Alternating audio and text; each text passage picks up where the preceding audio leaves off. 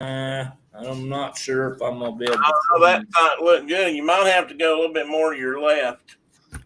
That way. Well, There right, we go. whatever that side is. Can you? Does that show up? That'll work good. That shows up. Look at that thing. Look at that one. Lay that down. Don't spoil the goods. Okay, Turn the echo off. There I go. you're doing something weird. I had to turn the echo. Yeah, I forgot to turn the echo off.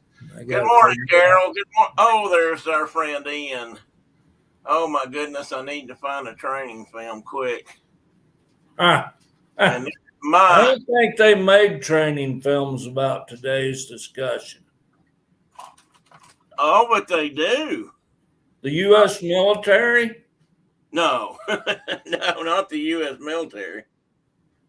You turned me on to one just the other day. A training film? Well, the guy was showing somebody how to make broadhead or arrowheads that he went hunting. Oh, with. yeah. I mean, there's a lot of those, but they're not like, this is 1950s America. No, there's none of that I found yet. Anyway. Good morning, Mike. Mr. I Ian, think I said everybody. Mike, Carol. Who else is in? Mike and Carol and Ian and Good morning. If Francisco's listening, good morning, Francisco. He was here, I think. Actually, you know what? He didn't show up on my screen. well, we were talking about him, but he ain't here. Yeah. We were just I was just wondering if when he was going to work, if he was on the West Coast, he was up early. He's either got a really early shift or he's got a late night shift. I'm not sure. Mike? All right, Mike. Tell us how cold it is in uppermost, or maybe not, Canada. Just say that. Middle Canada. Clear up yonder in that middle Canada country. The Great White North, as the brothers used to say.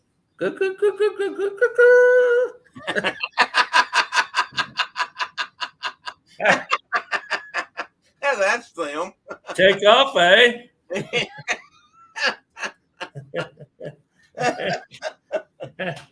That's them.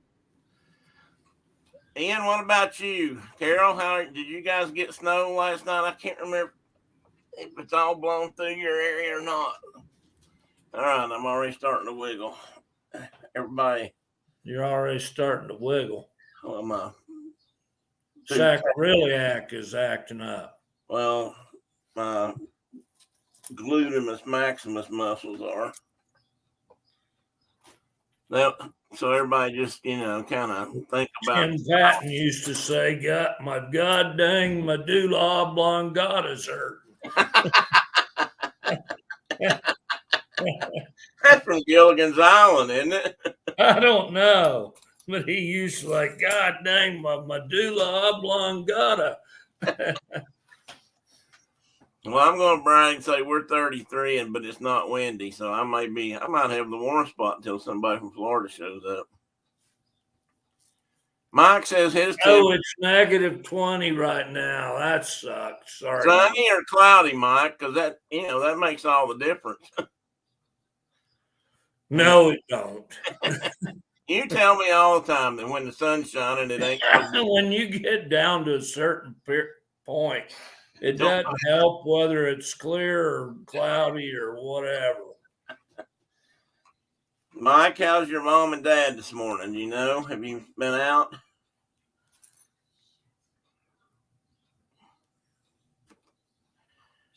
Oh, Diana, good morning. I didn't see you in. It's sunny, she said. Oh, did she? Oh, she did. Which is holding that, keep it like lets all that cold air just go wherever the heck it wants to. Oh, that's true too. Not a cloud in the sky, Mike said. Already had to go drop the kids. For Aviation Day. Oh, gee. Diana said she's not. You can just hide behind Mike and nobody can see you. What are you doing? before everybody got here, we were having a discussion about cleaning ears. One dog cleaning the other dog's ears. We got, yeah, so there's a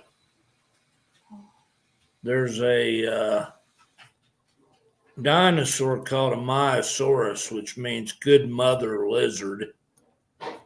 And I got a Maya Canid because she does all the, Takes care of she all her makes sure everybody's got clean ears every day. Her pups are always going to go have clean ears and underwear on when they go Well, out. they ain't none of them her pups, but she I know. takes care of them like they are. So they're all younger than she is. So they're all her pups. Well, I guess that's how she looks at it. So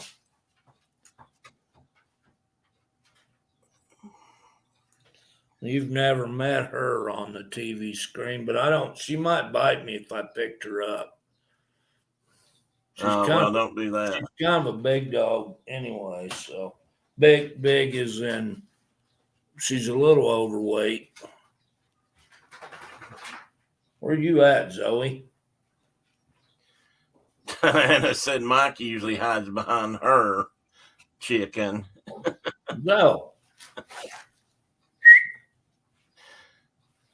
And Karki was asking her if that's 20 below is normal for mid-March. I say it probably ain't far off. Come here. Are you gonna bite me? If I pick you up? Yeah, you are. That sounded like a yes. Oh, hi there, dog. There she is. That's a good mother.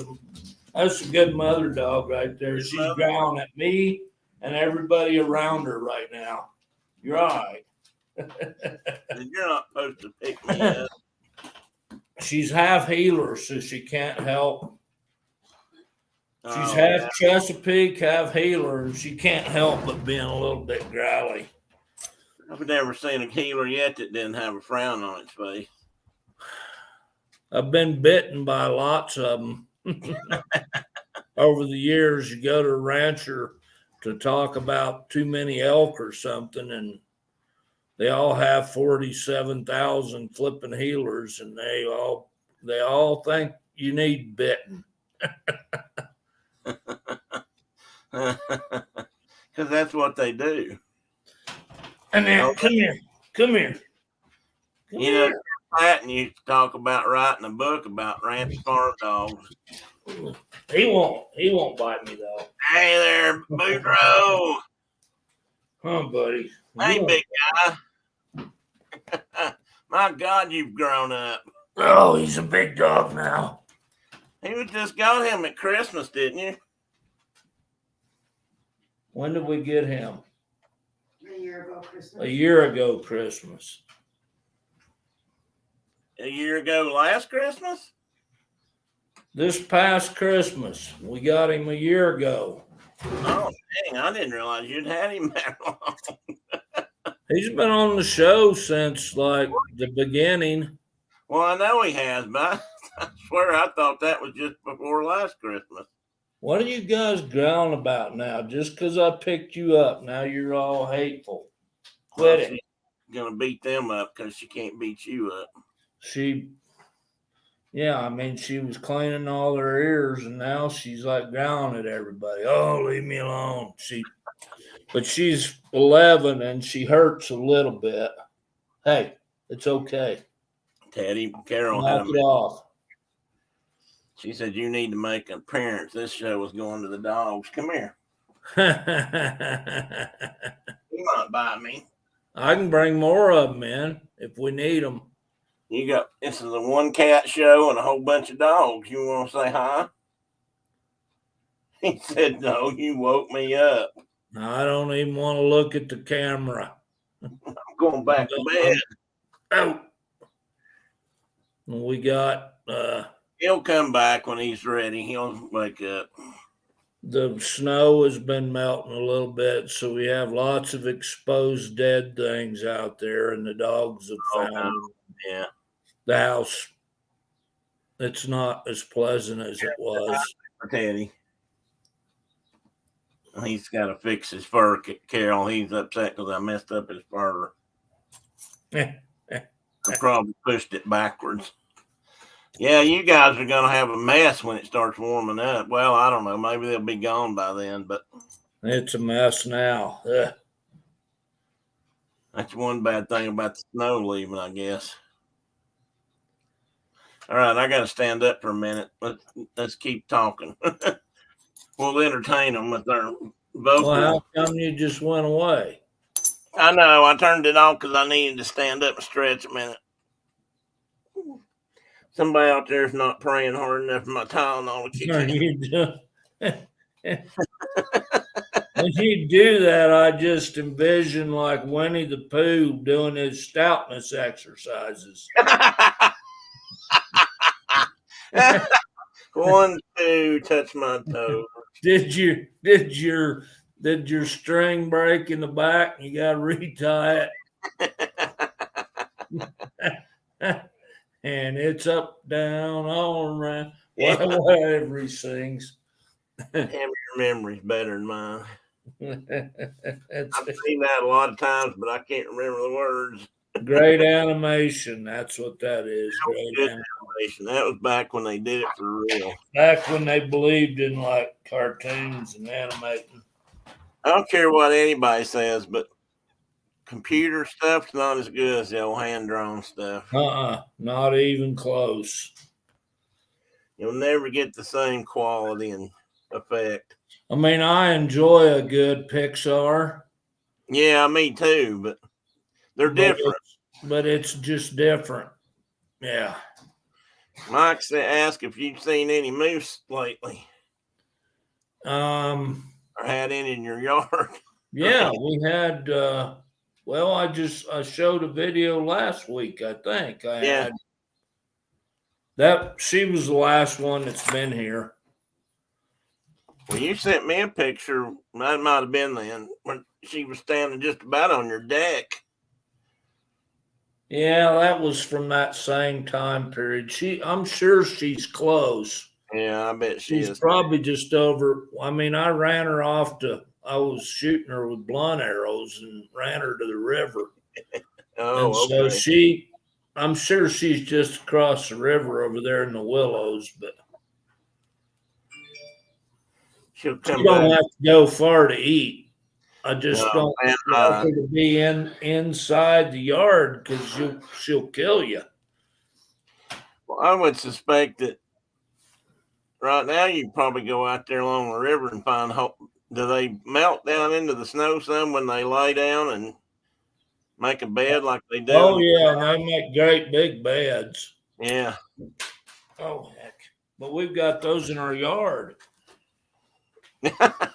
Well, there you go. Not everybody here can say that. Like I mean, I feel pretty fortunate actually, but there's they kill more people in Alaska than bears do. So that's what I've always read. You can't take it for granted that you're safe if they're in your fenced in yard. They can catch you, in that kind of a situation. Mike, do you guys have enough moose up where you're at, or have any moose up where you're at that you have to worry about getting on the roads? Because they do a lot of damage to a car. I've seen one, at least one, maybe two.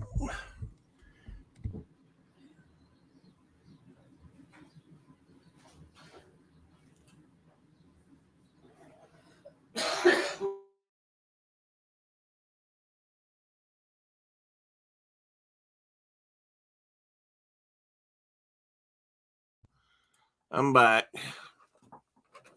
I accidentally muted. Sorry. Looks like Mike's talking to the better half. Not where you're at from there. Yeah, I wasn't sure. What about black bears, Mike? Where we're at from moose. What about grizzlies, Mike? I want to know if you ever have any grizzly sightings. I know he has had occasionally. I mean, for us, they're about 20. We get them to within about 20 miles of the house. And then we have mountain lions right here at the house. I mean, I've got pictures of tracks of big cats. right here in the willow on our property. And then we've got plenty of black bears that come within 10 or 15 miles of the house, but we don't have them down it. We just don't have the habitat.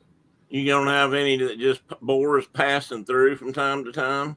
Never seen one, never seen a track in 30 Wow. years, never seen a track. That actually surprises me. We do it, but it is historically, it was all these river bottoms for grizzly bear habitat. Yeah. Well, so there's a potential that someday we could have big bears again, but if you get enough bears. Yeah, but they're where they're at, they get in trouble, and Yeah, I know. It's hard for them to build up. They are growing population wise, Not very fast. But yeah, and it's not, and they don't grow fast anyway. Right. Well, I don't have. I think there's just too many of them that are like, I'm going to eat that cow, or I'm going to eat a bunch of sheep. Well, they can't help it. And then they get in trouble and they get to be dead. Right. And that's the reality of it. So. And that's sad because they wouldn't be eating sheep and cows if they weren't on their range to begin with. But that's another story altogether. Well, and they've been up there a long time.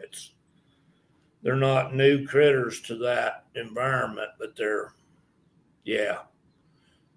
they're easier to catch than a moose calf or an elk calf or.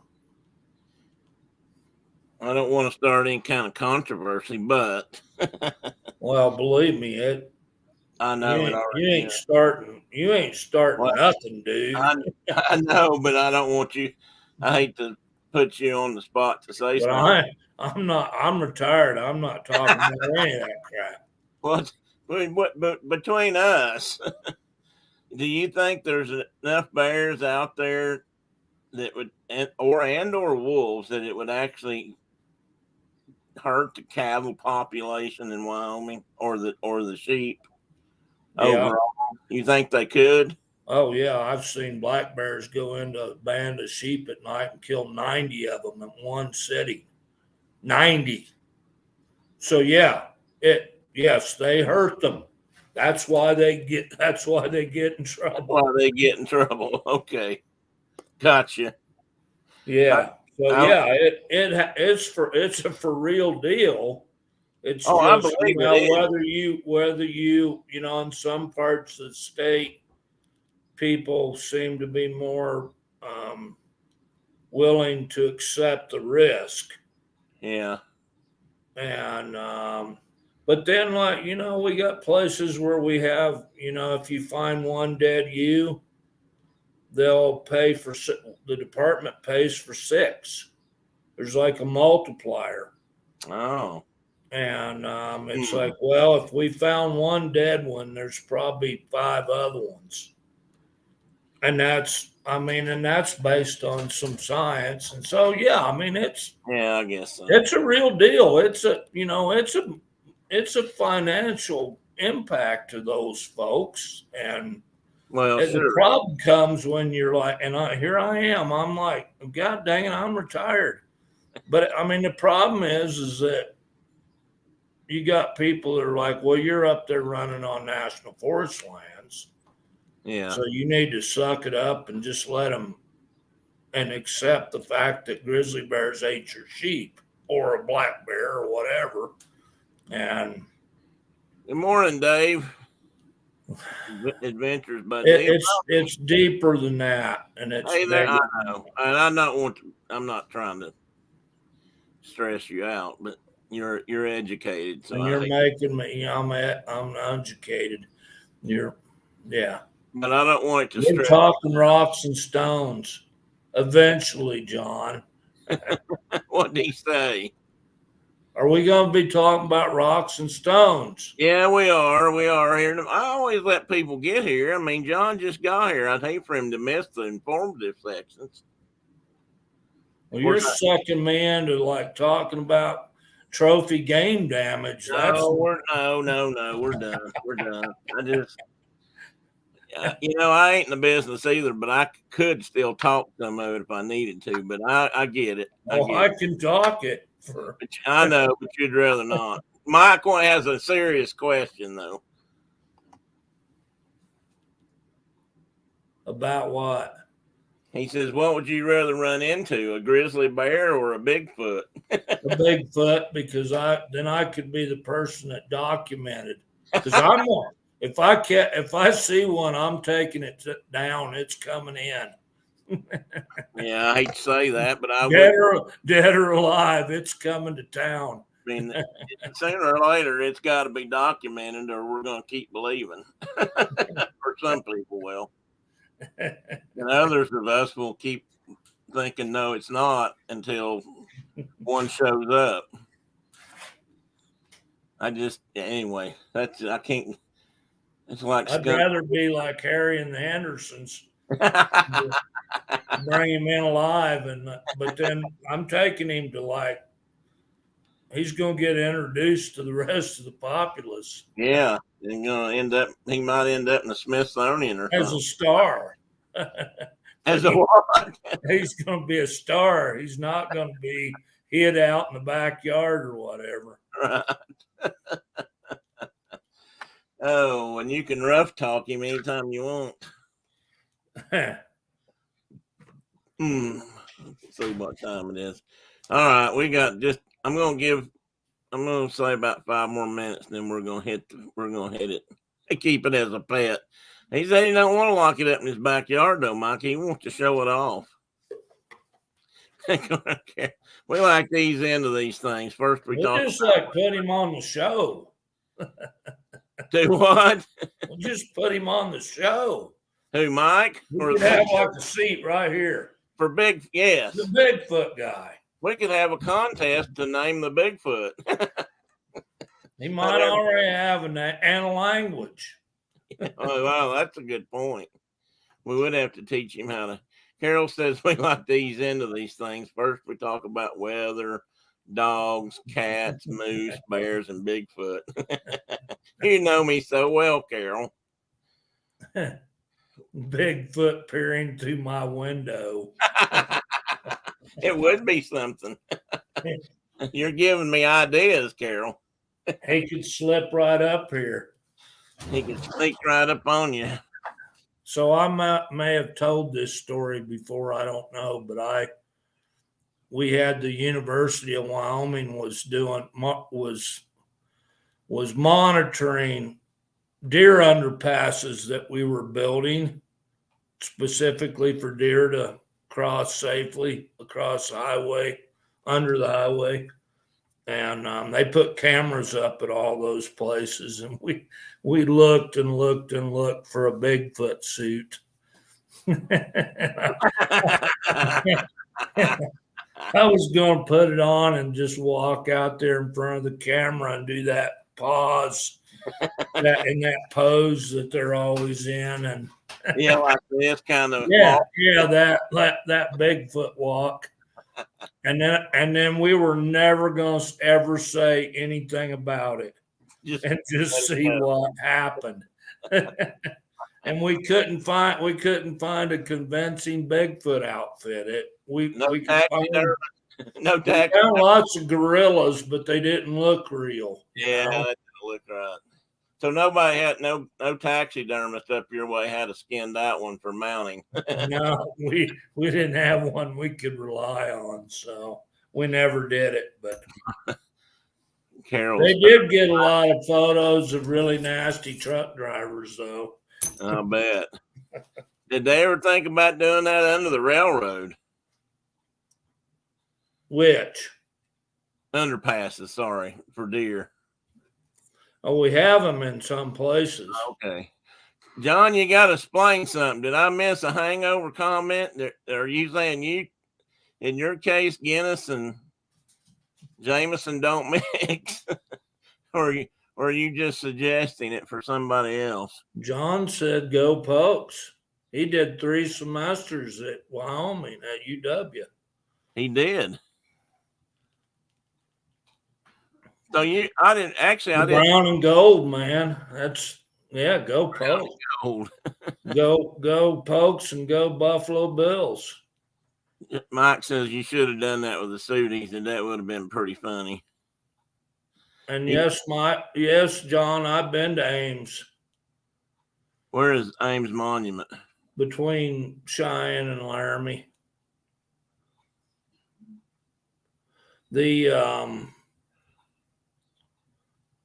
Yeah, it's fun to watch a Buffalo Bills game now. We've decided that for one.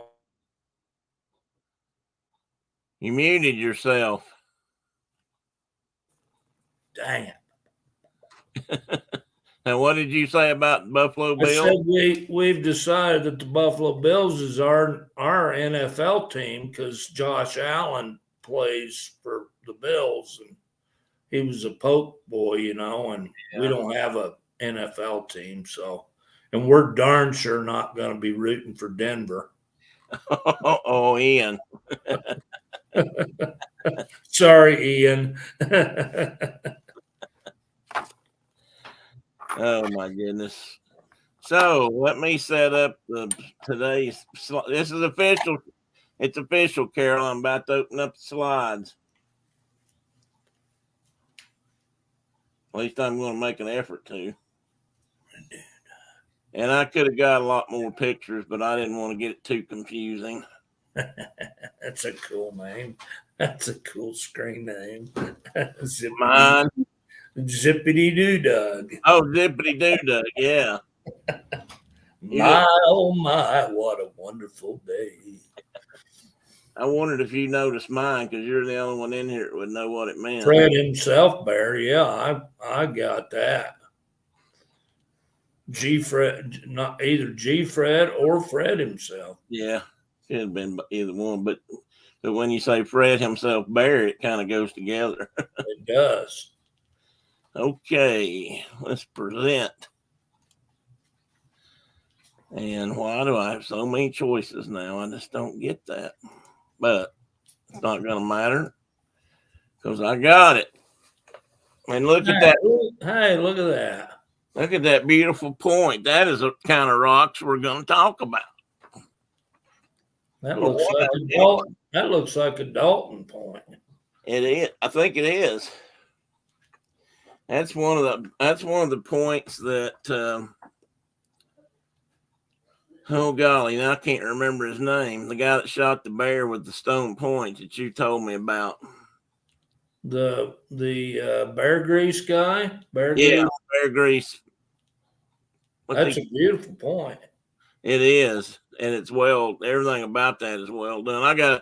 We're going to talk about it again here in a minute. I got another picture of it. John said, yeah, when I went there, Jay Novacek was playing for Wyoming. Of course, he went on to play tight end at Dallas. He was there for a long time too, wasn't he, John? I mean, I remember him playing. Well, and if you remember Jim Kick, he was our first cowboy that went on to fame. Oh, was he? Yeah. First one in the pros. Well, I don't know if he was the first ever in the pros, but he was the first really well-known one. Yeah, I gotcha. So anyway, today we're going to discuss point, what most people would just refer to as an arrowhead, or most of the time, and which this is, and we'll explain why in a minute. Good morning, Doug. I forgot to say hi. Zippity Doo Dug is with us, folks. Well, that's an Atlatl point. Well, I don't know. If it's a Dalton, it's an Atlatl point. Well, no, he made some for this guy just for arrows, though. He made some small ones just for him to shoot. Oh, well, he had falsums that he had made up. And maybe he's shooting Daltons too, but. Well, yeah, okay, but he's from Dalton country. I mean, that Arkansas, Oklahoma, Missouri country that's definitely where that point type was most prominent. Let me see if this is going to work. We'll go to the next. I got some more pictures of this, and I took these off his website. That's why I kind of feel like I believe I'm right on part of that. Jim Kick. Now, Jim Kick went to. Did you say Jim Kick? Yep. And he what? And John's right. He was a Jersey boy. He played for Miami for a long time, didn't he? And he ended up. He went to school in at UW. Okay. He played football for University of Wyoming, and then he went to the Dolphins, and that's the only team he ever played for, as far as I know. He played behind or in front of. He was with Larry Zonka and Mercury Morris. Those back three when they won the championships. They were the running backs during the 1972 season. Yeah, that's when I used to. Back when we were rooting for them. I rooted for them up until they fired the coach. I kind of was when their coach was at Indianapolis. Don Shula. Yeah, and when they combined the leagues into one big league, that's when the American League and the National League were two different leagues. They combined them into the NFL, but he left. I'm sure for other reasons. He went from the Colts to the Dolphins. Miami, and he was there for the next, 20, 30 years, ever how long it was. And I liked him. I just thought he was a good coach. And the Dolphins were one of the other teams I could watch sometimes because NBC carried AFL games. And so I was a Dolphins fan, and then he went down there, and I was even more of a Dolphins fan, and I was a Dolphins fan right up till Jimmy Johnson got involved, and I just couldn't stomach Jimmy Johnson. Yeah, me too. Or the guy back then, the guy that owned him was the same guy that owned the video stores that were so big for a while, which no longer exists. Oh, I think there's one left in the country, maybe. Anyway, let's move right along and let me get over here where I can drive. And usual, please hit the like button or think about it anyway. If you don't hit the like button, hit the don't like button. And subscribe to the channel or consider it. And leave a comment because apparently those kind of things really help you with YouTube. And I'll probably never get to the point where they'll promote my channel, but who knows? Perhaps. I don't know how many subscribers you have to have. I think I've got 109 now or something, so maybe I'm getting there. You gotta have 11. Well, right now I just gotta have what I gotta have, and I got a good Blockbuster, Diana. Thank you. 120 subs. Thank you, Carol. I hadn't looked lately. I think that's that's up a little bit more than I thought. I mean, I said 108 or something, but I couldn't remember. Maybe I saw 118 the last time I looked. Huizenga and Blockbuster. Yes, I think he owned the Dolphins. He owned one of the baseball teams down there too, and then after a while, he sold everything off. And I was thinking the Domino's Pizza guy was involved in that somehow, but maybe not. How'd that squirrel came about? Well, talking about Jim Kick, that's how. Okay, I started out with this ancient bison drawing. I don't know. I won't be able to say that. Bisonte Magdalenus. I don't know, Mark. You're better with Latin than I am. What the heck? Bisonte Magdalenius Polychromo. Polychromo. And that's like a draw. That ain't. I don't know. That ain't an actual scientific name. You reckon they made that up? I don't know. It would be bison, no Bisonte. Yeah. That's in some other foreign language or something. It's not. That's not a scientific name. They were bison primus, I think. Were there bison in Europe? But yeah, Okay. They were very common. But they're bison primus is the species, as I recall. Monahan, Carol, you're right. Monahan. That squirrel. We can put that squirrel to bed now. Tommy Monahan. Yep. Okay. I was gonna I say, kind of wrote down. These are things I took, obviously, from I could cut and paste or type in from things I read, but some of this is my words. But what we're going to talk about are points that were integral parts of weapon systems. So they're both for defense and for food, probably mostly for food at that time. They were usually fastened to the shaft. Most of them actually did use a foreshaft, and that means they added a piece in the front of the shaft that could come out or could break off. And they had a reason for that, because if it was, they got the foreshaft into the body of the, say, a woolly mammoth, they could break that off, and then that hunting point would stay in there cutting, not to get too graphic, but it would be in there cutting and slicing, if it's in the right place, veins and arteries and such, and that's what would bring down the beast. And then they would skin it out and carve it up for eating with another stone blade.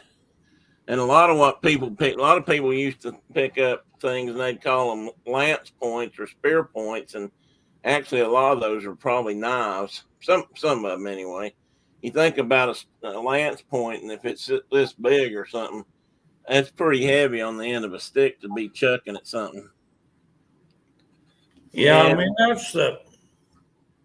that's probably the biggest misconception about stone points, and not just by the public, but by even like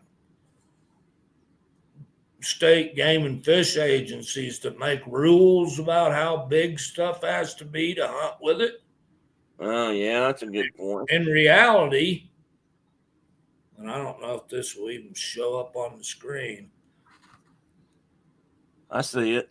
men killed bison with points this exact size for thousands of years. And then, but now you'd have to use something that was like that big by law, and that's too big. So Yeah, that's too big for an arrow, at least. Carol, that's a good point. We'll talk about that in a few minutes. Mark will probably demonstrate a little bit how you do that. uh-oh. But that's very true, and that's part of the conversation that's going on in more scientific circles about, why did they do some of this. I'll show you some points in a minute that were very hard to make, and yet there's a couple of cultures that use these different kinds of blades or tools. And the question is, why did they go to that much trouble? Why would they do that? And we'll get into that deeper just in a moment. Then it ain't trouble. But somebody had to sit and do it. I mean, you know how to do it, then it ain't trouble. It's a good time. Okay, there's that point magnified. Now, Mark, you made some comments about this might be an atlatl point. I think that I took this off that guy that was a hunter, the greasy guy. He showed this as a magnified point that he was hunting with. It could be, I could be wrong. It might be an atlatl point, but look at that. I mean, that's a beautiful piece of rock, and the workmanship is just perfect to me. I mean, I don't know, I don't make arrowheads, but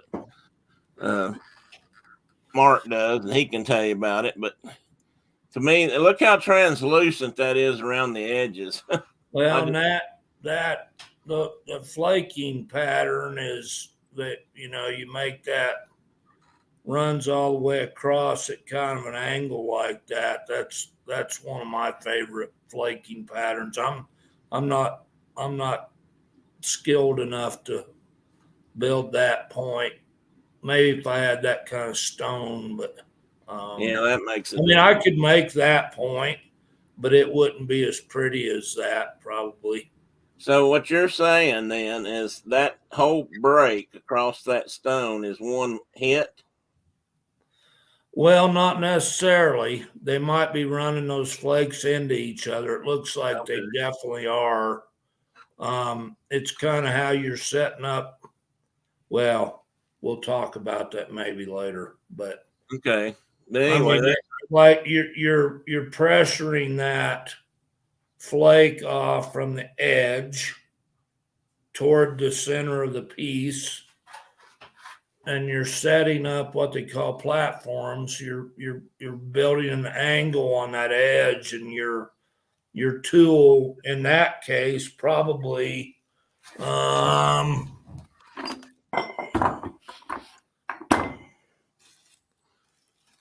something that looks something like that, like a pressure flaker, and So you've got the piece in your hand, and you're flaking.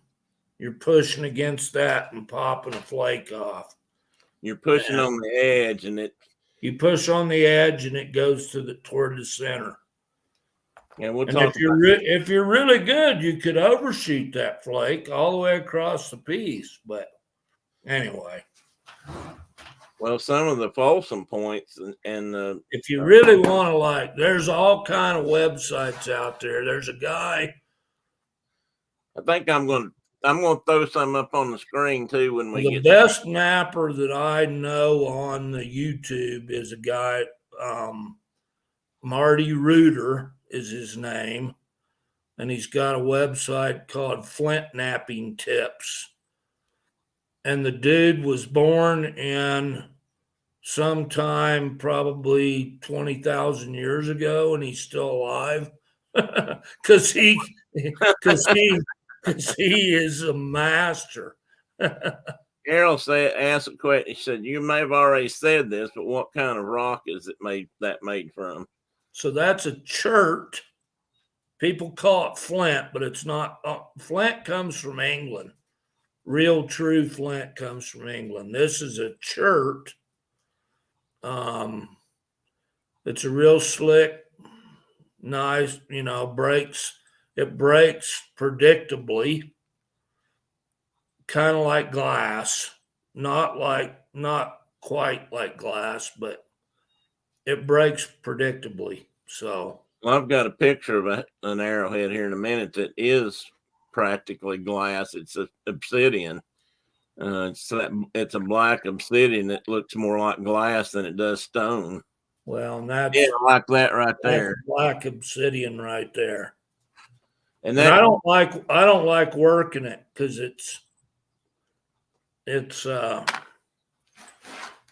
I'm too heavy-handed. I think I tend to break them more than I do chert. So it's more brittle then. It's definitely like if you're not paying attention, if you're like a random napper, kind of like I am, it's pretty easy to break obsidian. I think personally, but that's a chert right there. That's probably something like Buffalo River chert out of South Tennessee or something like that. Looks like. Yeah, and that's the thing. There are people, and Mark can in some cases. There are people that can read chert and tell where it came from. There are places in, I think, is it Minnesota, where they used to get the different colors of flint or chert. Well, no, there's Knife River flint or chert from North Dakota. I'm sure there's chert sources in Minnesota, but Texas is a huge chert area. You've got a couple types. I've got this Pedernales, and then some. This is a Georgetown chert. They both come from Texas. Really good stuff. And people traveled or traded thousands of miles for that material. Yeah, people used to think at one time, and this probably goes way back, but they used to think that, Native Americans would find their stone in certain areas, and that's where they would hang out. And I mean, that's where they got it. But then over time, and not just stone, but other things too. But over time, they realized that some of these tribes way, way back had already set up their own trade routes of sorts, and they were trading amongst each other. So, if there was some really good stone that the flint knappers and the tribes knew was good stuff, they would trade that maybe for, I don't know, turquoise or something they had from their home, their area. I don't want to say state. I think states because that's how we describe it now, but and where things are. But they were trading food and like corn might go north and maybe maple syrup would come down from the north and just different things, and they would trade, and things moved around even back in really primitive days, if you will. So the flint or the chert that you were mentioning earlier, Tim, I think you were referring to the Flint Ridge stuff, which is in Ohio. Yeah, Flint Ridge. Which is it's in central Ohio. Oh, okay. And it's beautiful colored stone. And they call it Flint Ridge, but it's a chert. I can remember when some people used to say, "Oh, that's flint, but this piece over here is chert." But really, flint is just a higher quality of chert in the sense that it sparks or makes arrowheads or makes points better than. Well, and again, you can only get true flint from the chalk bluffs of England, where they made British flints for flintlock. That's actual flint. It's a little some of those before. Little different than church, but real close. Yeah, we'll talk about that too, Karki, Carol, because that's something Mark and I have in common that we figured out a long time ago. We both like to shoot bows and arrows. We've been doing it for years. Mark has gotten a chance to do a lot more of it in recent years, probably than I have, but I haven't been able to necessarily draw a bow. But it's near and dear to our hearts. We'll talk about that a little bit more too. All right, let me go to the next slide because I can't remember what it is. It may be related to this. Okay, I'll take it back what I said earlier. These are the arrows I think he made to hunt. These are arrows. Yeah, arrowheads. Yeah, these may be the ones he made for the bear. And where he lives, and I can't remember what state he was in. Arkansas. In Arkansas, you can hunt with stone points, but only an arrowhead type point. You can't use an atlatl. And an atlatl is a throwing stick in essence. But that's what they were common long before bows and arrows were, at least in this part of the world. And I guess most of the world for that matter. I mean, it all kind of evolved up the same way. You still see in documentaries or movies where the Aboriginal people in Australia still use atlatls. And other people do too. And an atlatl allowed you to throw a spear. Everybody, every human on the planet. Yeah. Did until about 50,000 years ago, every human that hunted with an atlatl. Yeah, and that was the step between spears, and I'm going to say spears, not lances, but they didn't necessarily throw them, but they stabbed with them and jabbed them into. You had to get pretty close to a saber-toothed tiger with a lance to stick it in him. So atlatls were a great improvement. And you could throw a spear much longer. And with what the atlatl does is it allows you to add leverage to the shaft as you throw. And you can throw it much harder, much further. I'm going to say, I don't know if it's more accurate or not, but certainly I've seen people that could really throw them accurately. I have them. And yeah, you've made some, haven't you? You can get good at it. I've made my thrower, and I usually buy my darts, but I mean, they're like 8 foot long cane shafts with fletching. And I would feel perfectly comfortable if I had a moose tag hunting a moose with an atlatl. Perfectly comfortable. Do the darts you buy have a foreshaft put in them? They do. So they've got a hardwood foreshaft, and you mount your point to that. And you can make a whole bunch of force shafts that you carry, like you can carry in a bag with a bunch of points, So you've got it's basically you've got that cane dart, which is eight feet long, and you can have a whole bunch of force shafts. So if you throw it and hit the critter, and then you can pick up another one and put another one in and hit it again. And they're deadly. There's a dude in Florida. He's got a site called Hunt Primitive. Ryan Gill's his name. That's a guy I buy my darts from. He kills pigs all the time with them in Florida.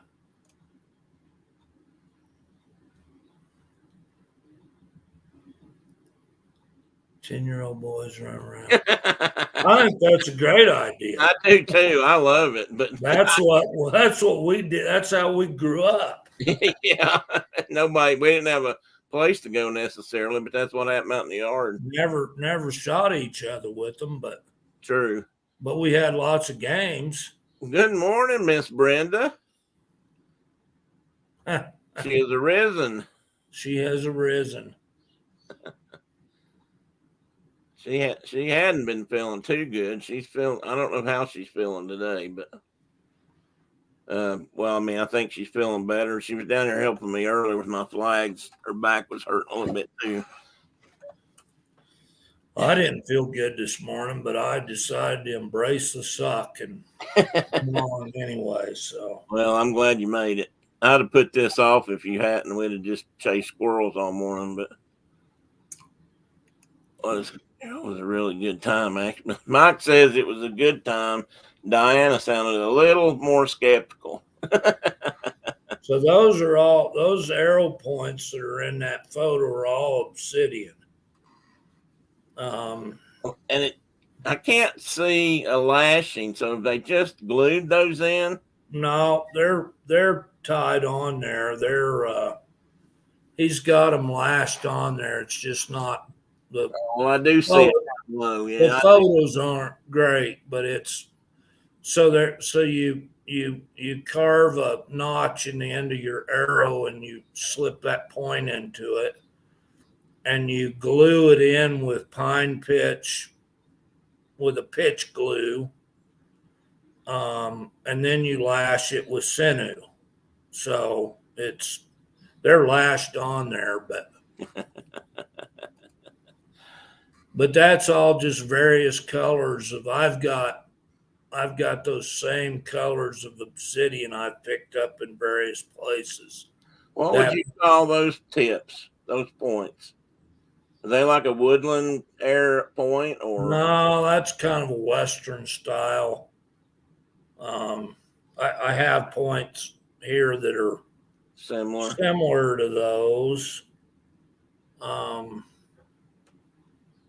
Yeah. Anyway, they're a kind of a tri-notched point.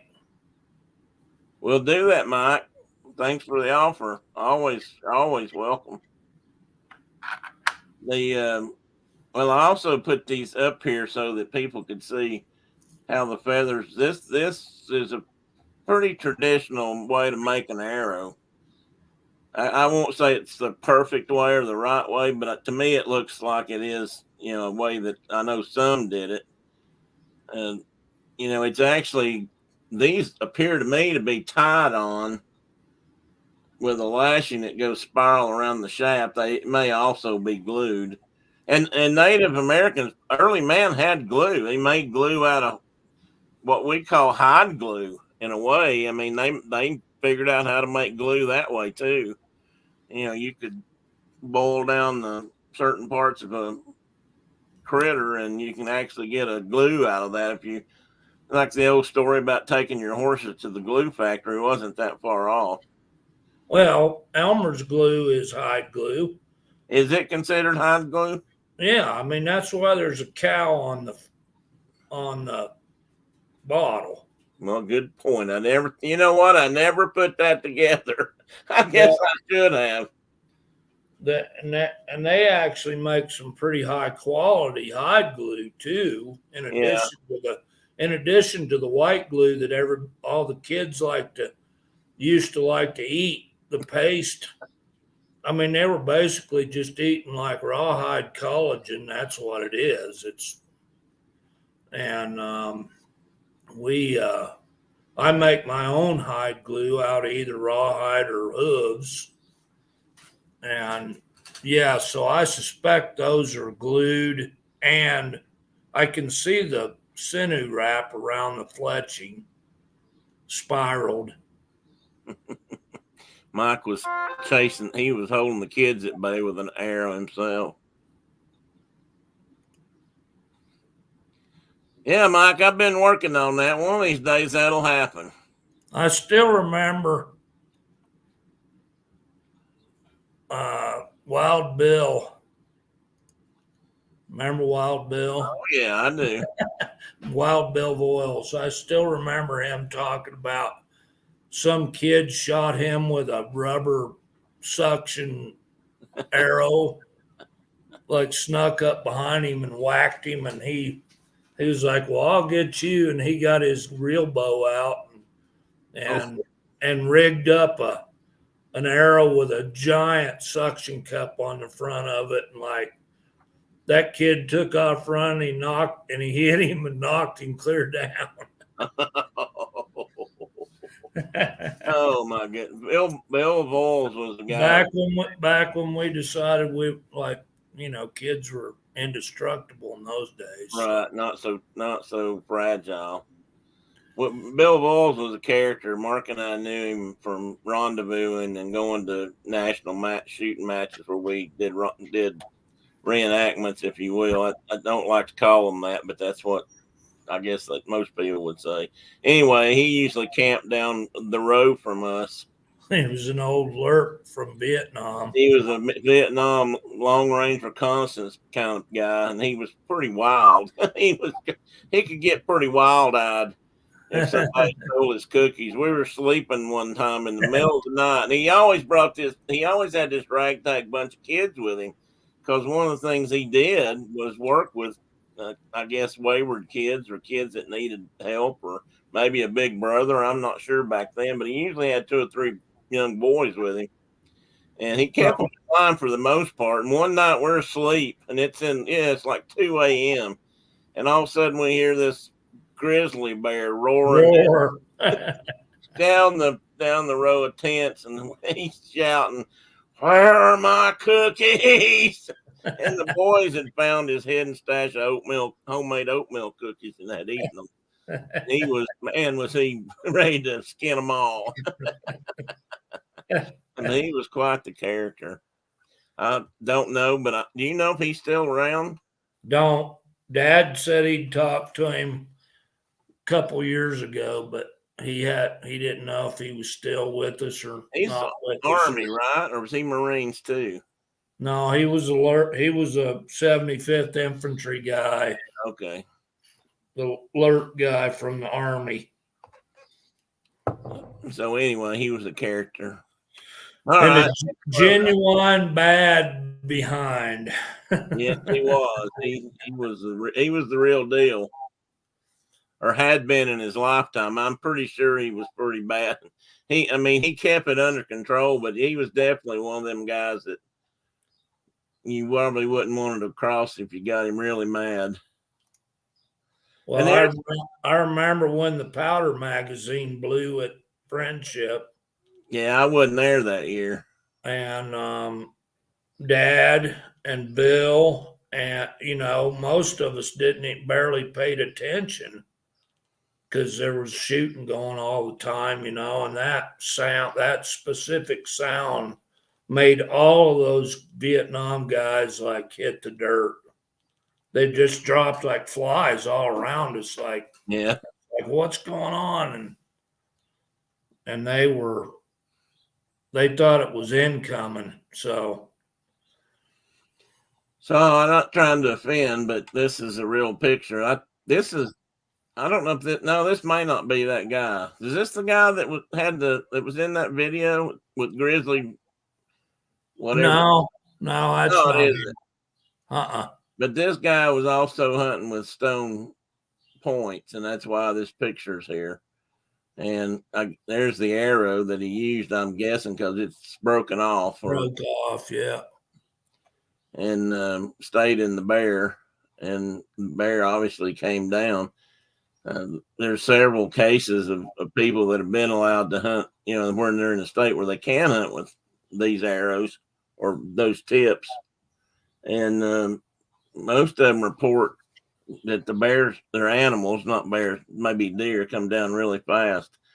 And that just, I don't think people understand just how sharp these stone arrowheads were. Some of these rocks, I'm going to just say rocks to be a slang, but some of these rocks are sharper than scalpels that they have in operating rooms. In fact, there have been surgeons who have used obsidian blades to do surgery, and they say they actually can cut better than a razor or than a scalpel.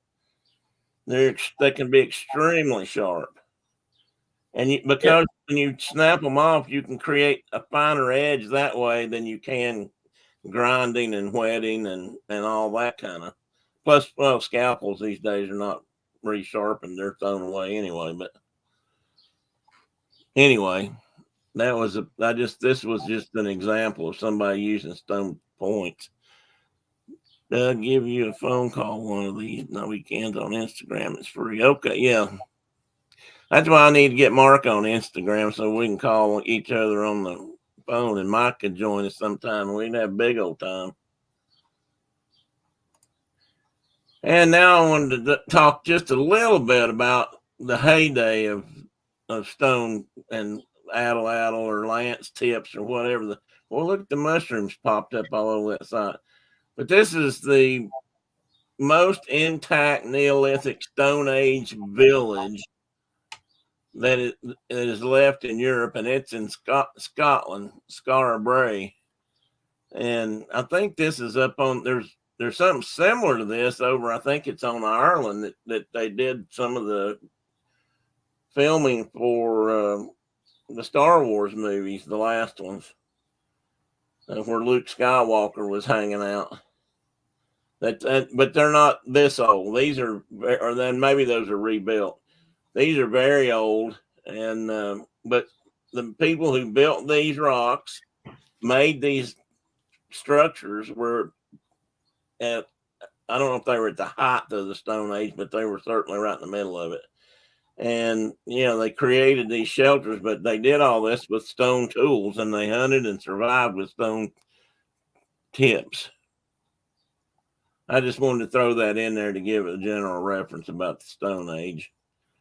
And a lot of people think that arrowheads are just from North America. Yeah, but that's not true. They're just a quote unquote Native American tool. And every human on the planet for 200,000 years used stone to the same technology. It was invented over yonder, and it came here later. But there's Francisco back.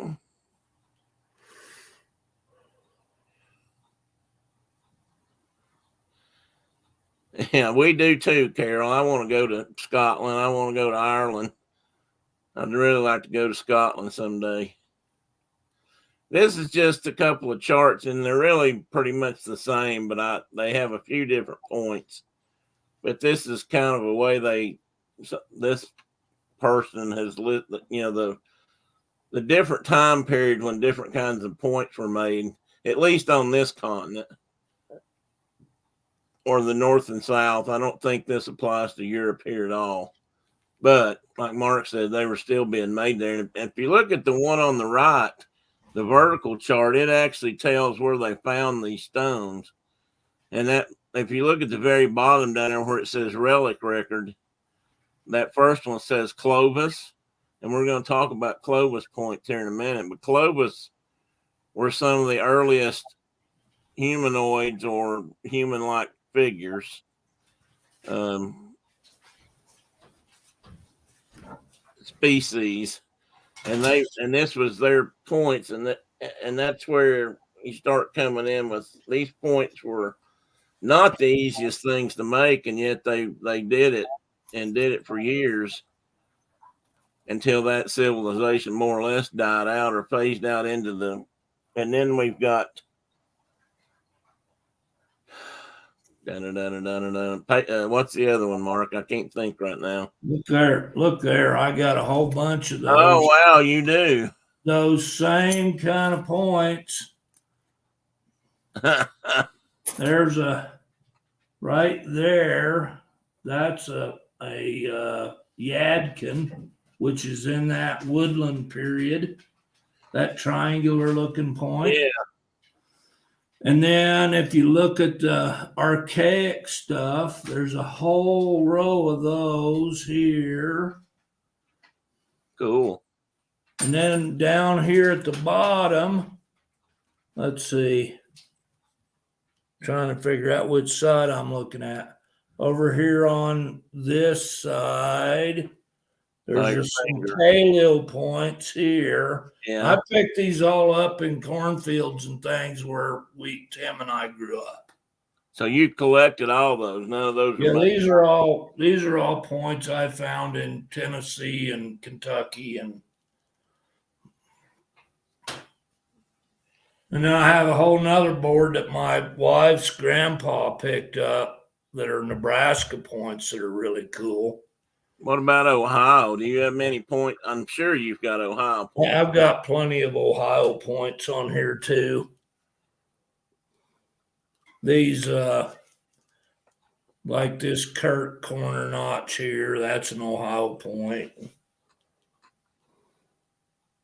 These points, these giant, like in the middle, these big guys here. They're big quartz points. I picked those up in Joe McQueen's tobacco field. I found a whole cache of them, like 8 of them in one spot. We got to put up something here. Mike put up about Scotland before it gets gone. Said his niece just got back, and they said it was cheaper to go to Europe than Disney World. I don't doubt that. And Carol said, I'm glad they got to go. I've heard that about the cost comparison. It really emphasized how expensive Disney's gotten. Yes, it does. Is, she said. I said gotten. I have a friend that just went to Scotland like a few months ago and took his whole family over there, and they had a great time. And it was pretty reasonable comparatively. I'd like to pull what we are pretty sure we know about our ancestral heritage and go see places that our ancestors probably roamed. I don't know, is Brenda still in here? Did she doze off again? We had, looks like my lineage can go back on one branch of the tree to the Earl of Angus, and which was one of the original, I can't remember what they call them, but one of the original, not kings of Scotland, but upper, they had levels in the Scottish history of who did what and control what areas. And of course, he was into all kinds of not so good stuff, but that's how it was back then. So anyway, I just wanted to throw this one up to show a little bit about the Stone Age. And the reason that's kind of important is obviously these points were made during the Stone Age, but they were still used up until like metals got to America in this continent. The Bronze Age and then Iron Age and that kind of stuff sort of replaced stone tips and weapons because they could make them out of some kind of metal. And when they got over here to this country, Native Americans found out that they could buy steel arrowheads or metal arrowheads easier than they could make them in a lot of cases. And they started using them too. At least that's how I've always heard it. And so once we got here, a lot of the Native Americans switched over, but they were probably still using them right up until that time. And some of them continued to use them for, a long time after that. But, Well, Ishii was still making stone points. yeah, and Ishii was the last wild Indian, some people have said. And Ishii was found in California, living by himself and nearly starved to death at that point. He was the last. I think he was he in Modoc? I can't remember if he was Modoc or one. Yeah, Yahi. Yahi. And he was kind of taken in by a couple of fellows, or a fellow that worked at one of the California universities, and his name was Pope, I think that was Pope. Saxton Pope, yeah. Saxton Pope, yeah. Who, if you're an archer, then Saxton Pope is a big name because Pope and Young are kind of like the grandfathers of archery in this country in many ways, especially, or at least hunting. Well, I don't know. They didn't. They did both, so I guess they could say both. Anyway, that's just a group, and it's a large bunch, and I'm going to go through these, and then we'll get with Mark to look at some other stuff here in a minute. But I'm going to show these are stone tools up in the upper right, and you can see there's some blades. Notice this one on the far left down, about the third long one down, that's not even got a point on it. That's probably a knife. I mean, all of these may have been knives, and these were probably lance points, or I don't know. This might be an addle. I don't really have a good reference for size, but these little guys up here would have been the arrowheads because they're small enough to actually fit on a bow shaft or an arrow shaft and fly. And this, I thought that I just threw this one over here because it's an example of stonework from that period, but it's carved as a effigy on top or whatever. And this is probably a ceremonial axe or hammer. Probably never, used it for anything else. And then down here in the this lower right-hand corner is a piece of obsidian. That's an obsidian arrowhead. And that's not the best picture of it, but that's what I had handy. So that's what I put up there. Hey, Tina, welcome in. Say hi, getting a visit from my new niece in a bit. She was born on the 8th. I'll have you playing in the background, though. Well, you tell your new niece that we said hi and that a bear in Tennessee that she'll have to not cuddle with. I'll have to send you a Tennessee bear sometime. And I hope they're doing well. The 8th of this month, I assume. So good. She's a March baby. Nothing bad about that. There's some really fine people born in March. Okay, next picture. And again, this Folsom points is what I was trying to think of a minute ago. Clovis and Folsom. And then they've got these listed as this one's the Agate Basin Point. What these names basically represent is where they found them, sites where they found them. The Clovis site for a long time was thought to be the oldest site in continental U.S. at least. And then they found Folsom. They started finding Folsom and realized I thought they were older, or if I got that backwards. Maybe they found Folsom first. They found Folsom.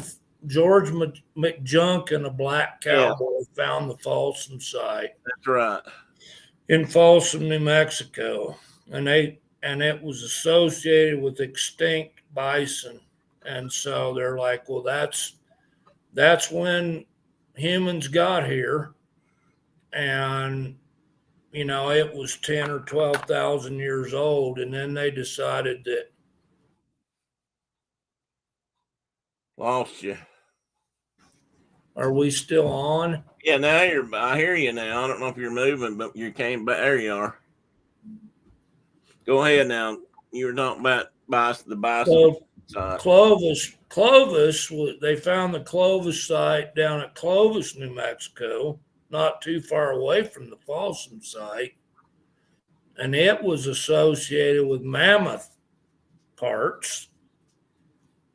and then they've since found many, many, many more Clovis sites, and that actually Clovis sites are more common in the east than they are out here in the west. Yeah, and I didn't know that. I thought they were more Tennessee common. and Kentucky are eating up with those sites, and clear over to like John's country. There's a ton of them over there. Yeah, I've got a And- map, I think, that shows some of those. And they thought they were the first people to get to the Americas from the Bering Land Bridge or wherever. And they have found evidence of much older cultures now. You know, they're still arguing about how old they are, but Yeah. some of them they're saying are 25,000 years, 30,000 years. And in reality, humans probably got to North and South America in a variety of manners. And you Yeah, want to get archaeologists in the Americas going, get them arguing about that. That's fun to watch. yeah. I've got a book from your suggestion about where they think some came over from Europe now on. Oh yeah, and that the Solutrean hypothesis, Yeah, I guess. like where they come from from Europe over, and there's genetic evidence that supports that and genetic evidence that refutes that, and it just causes it's fun to watch those academicians get into big urination matches over that stuff. That's diplomatic. Hello, Tony. Welcome in, Phantasmic Chronicles. So anyway, that's this. If you can read that, it says the oldest known Indian tool found in Nebraska is the Clovis point, and they think that one was made about 10,000 BCE.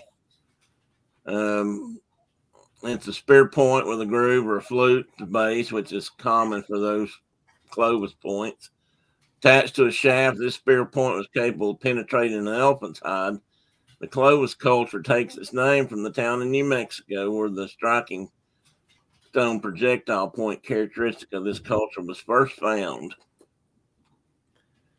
And that's Yes. it. I think that's If you see that Black Eden point there, yeah, this one.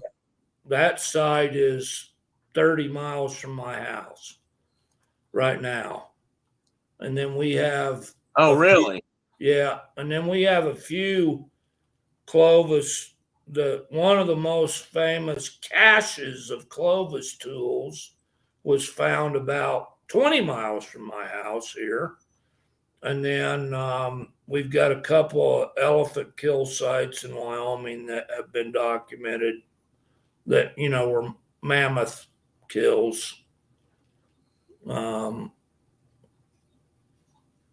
then that Scotts Bluff point, this is a Scotts Bluff point here that I built. They were real common at that Eden site as well. And there's one out of Canada, the Alberta site, which I don't know where that is, but I mean, I know it's in Alberta, but I don't know where. Well, but that's where the type point was found. Right, I know. But they're all over the West. That whole suite of points has been found from Mexico to Canada in the West. Those names represent where they were first found like that, isn't it? Yep. Or first identified as a type, if you will. Right. So anyway, moving to the next slide. And this is a little bit bore people to death on this subject. No, we ain't been there that long. We'll keep boring them for a little while longer. I can't even see what time it is. Oh, it's 11:21.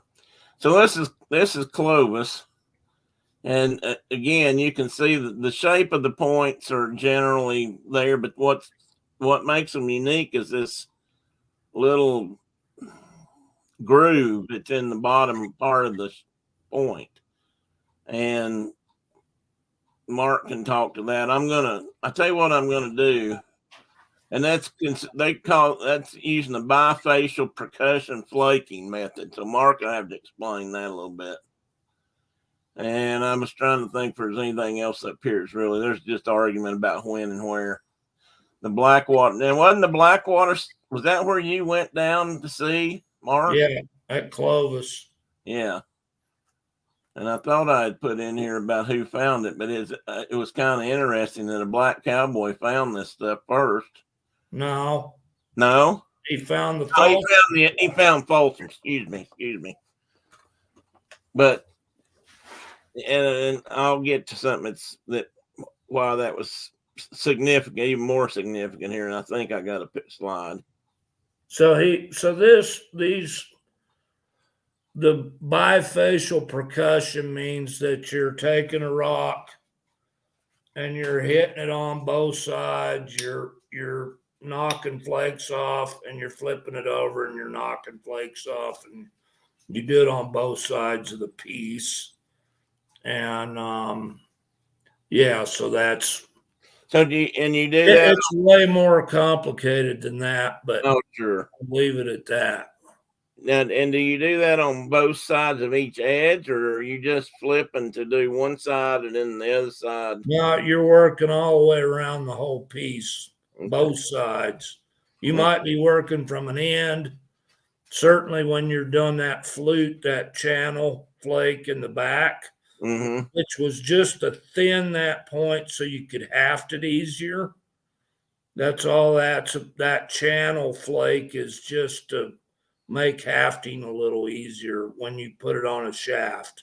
But how difficult or not is that to make? There's a gazillion broken Clovis and Folsom and Dalton and Cumberland points out there that the guys that were masters at making them broke a bazillion of them, and I break them all the time. I got one started right here that I might break it today. Yeah, I read on one of these sites that I don't know if it was Clovis or Folsom's actually, but they think they broke it. They hypothesize that they broke at least 40%. Yeah, those were Folsoms because they were really thin. But they kept making them because for whatever reason, which we're not entirely sure if it was religious purposes or just because they felt like that worked best, but they continued to make those projectiles and build them, even though there was a 40-60 chance you were going to break it every time. Which is, when you think about how those people had to hunt to survive, that's pretty important. And I've been flint knapping now for probably 15 years, and I really like these old paleo points, and I like making them, and I've broken a gazillion of them, and they break. The breaks look just like the old ones' breaks. There's nothing real easy about it, but they believed in that tool and whatever, like Tim was saying, whether it was because of a spiritual religious thing or whether it was just practical. They're very sharp. They're very sharp and very effective. Yeah. And so we really don't know how they got to this point, do we? I mean, this technology is an American technology, totally well, so far as we know. The fluted points are only found in the Americas, and why they came up with it, they've never been able to find this technology. They think most people probably came across from Siberia in the the Bering Strait kind of country and on the land bridge, and they've never found it in Siberia, the technology. They Mhm. think it was totally invented on this side of the big water, but I don't know. That's cool because, a lot of times archaeologists or paleontologists or whatever they are looking back at things like this, they also try to look for, where it began, not necessarily just through, and maybe in this case, Clovis, New Mexico, maybe that's where it started, or maybe it was one of these other spots. But somebody had to start trying to make that, and for it must have taken hundreds, if not thousands, of points over years before they finally got to a point where it was like this. I mean, I Well, would. I mean that's part of the Solutrean hypothesis, Oh, where those guys were Dennis Stanford out of the Smithsonian, mhm. and I'd go get that book, but it's in the bookshelf right I now. can't remember his partner's name. Bradley. Yeah, he's been on TV. I think Bradley's been on. He's a master Clovis snapper. He builds a beautiful Clovis point, but so they found those points in Italy and on the Iberian Peninsula that were most closely, if you wanted to look at Clovis technology, They were the they were close. the closest they've ever found on the planet. And they thought, well, maybe guys like and they weren't white Europeans. This was a long time ago. Yeah, Um, that some people have a cultural bias about it, but they they thought maybe they walked across on ice or followed the ice flows across from Europe to eastern North America. kind of much like they did with the land bridge across Bering Strait. Yeah, it wasn't any bigger deal to go that way than it was to go the other way. And if you were sea ice people, and we got a lot of those folks still to this day, I mean, why couldn't you have done that? But yeah, Exactly. it's contrary to the prevailing thought, and then there's some That's hard. genetics. They found that Anzac boy Clovis kid burial up there in Montana, Yeah, and I had something about that. he's like totally Asian according to his genetic makeup, and they're like, see, it proves, and it's like one dude, like you got one kid from that time period that you've done genetics on, and how do you say that applied to the entire population of humans? But anyway, Yeah, it all gets controversial, and I tell you something. I like they keep finding stuff out there east of where John lives in the ocean. Back when sea levels were a Lower. lot shallower. Yeah, They keep finding stuff that's old, old, old, and it's like, well, and maybe they all got over here and died out. Who knows? yeah. I just think it's cool. We're all one people. And what makes it frustrating for some is that it's real. You find something new, if someone does, it's really hard to change that currently accepted hypothesis or theory. I mean, people don't like to go in and change the books. They don't want to change what they believe. And it takes a while to get things like that actually through the system. Well, there were guys that were like, Clovis was first. That was the theory. Clovis first. They were the first people in the Americas. That was accepted as like the fact forever. And now they've pushed the timeline. There are people that were here a lot longer than Clovis folks. Thousands of years. Hang on just a minute. I'm going to go ahead and change the slide. Mike has a comment or a question. Well, here's one from Ian first. Oh, look, Monteverde, Cactus Hill, Tupper. Like I said, he heard a story similar to that, Mark, where around here with our First Nations people, they wouldn't let the scientists do origin test on the body. Yeah, that's real common in here too. Like, no, we don't want, we know when we got here and we've been here forever.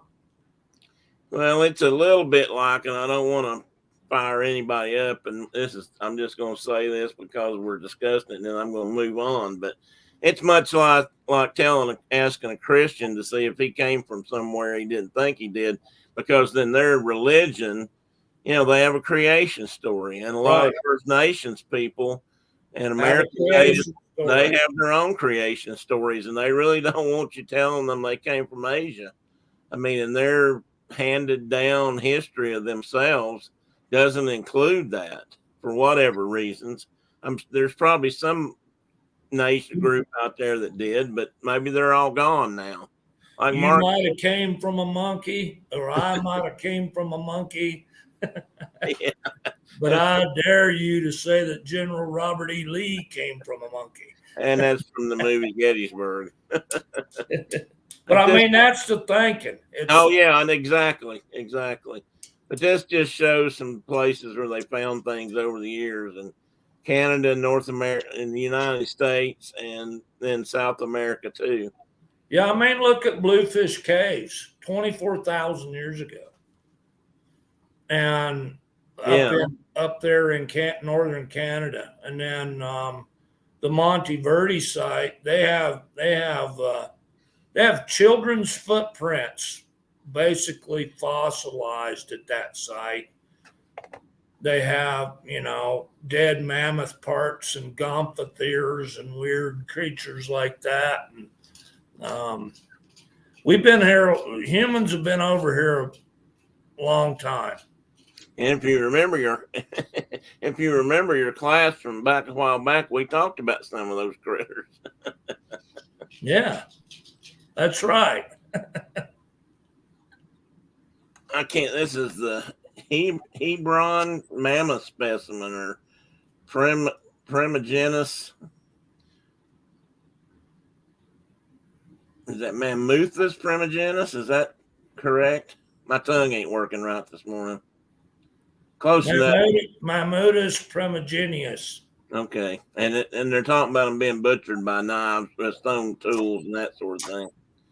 Okay, I think I've got just a couple more slides, and then I want to let Mark be big. And why? And this is enough so you can show us rocks for a few minutes, maybe even peck on some. I was just doing that. And here's one of the things that made Clovis. That's the Folsom site. That's George McJunkins. I put Clovis down there, and that's not right. That's Folsom. That's a misprint, guys. That's an error in the text. Oh my God! I'll have to go and fix that slide. That is the Folsom. That's the original Folsom site at Folsom, New Mexico, and the point associated with the bones of